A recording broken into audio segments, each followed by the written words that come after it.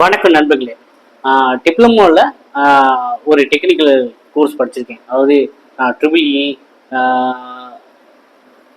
ECE, automobile, mechanical படிச்சிருக்கேன். ஐடியில் fitter, இந்த மாதிரி எல்லா கேட்டகரி படிச்சவங்களுக்குமே ஒரு அருமையான ஒரு வேலைவாய்ப்பு வந்து இந்தியன் ரயில்வேல கிடைச்சிருக்கு. அது இதுதான் அசிஸ்டன்ட் லோகோ பைலட். ஓகேவா? சேலரி நீங்கள் ஜாயின் பண்ண ஸ்டார்டிங் சேலரியே கையில் வந்து 30,000 30,000 வரைக்கும் இந்த சேலரி வாங்கலாம். ஸோ இதுக்கு வந்து பார்த்தீங்கன்னா ஏஜ் லிமிட் வந்து 33, ஓப்பன் கேட்டகரியில் வரவங்களுக்கு 33, ஓபிசிக்கு வந்து 36, எஸ்சி எஸ்டிக்கு 38 வயது வரைக்கும் இந்த பணிக்கு வந்து விண்ணப்பிக்கலாங்க. சரிங்களா?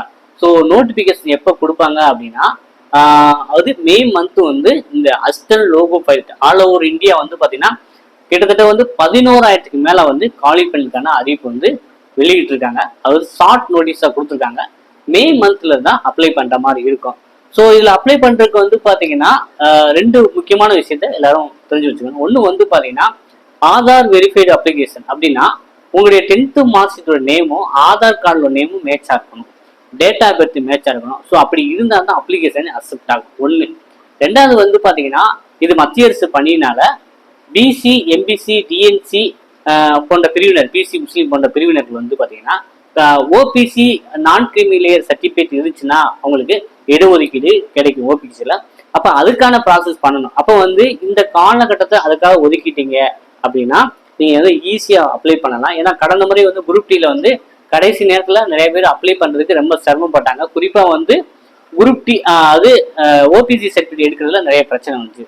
ஸோ இப்படி வர்றது தெரியனால வந்து இந்த பணிக்கு விண்ணப்பிக்க நினைக்கிறவங்க வந்து பார்த்தீங்கன்னா இப்பயே அதற்கான ப்ராசஸை தொடங்கிடுங்க அப்படிங்கிறத இந்த காணொலி வாயிலாக சொல்ல கடமைப்பட்டிருக்கேன்.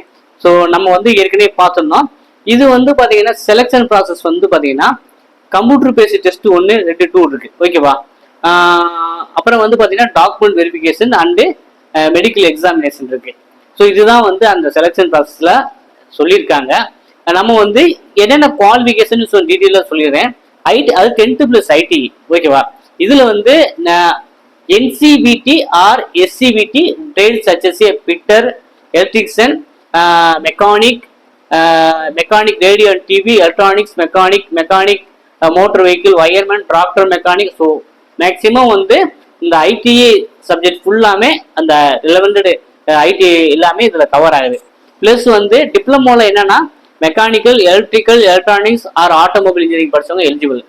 டிகிரியில் வந்து பார்த்தீங்கன்னா பிஆர் பிடெக் டிகிரி இந்த இன்ஜினியரிங் ஸ்டீல்ஸ் மென்சட் அபோவ்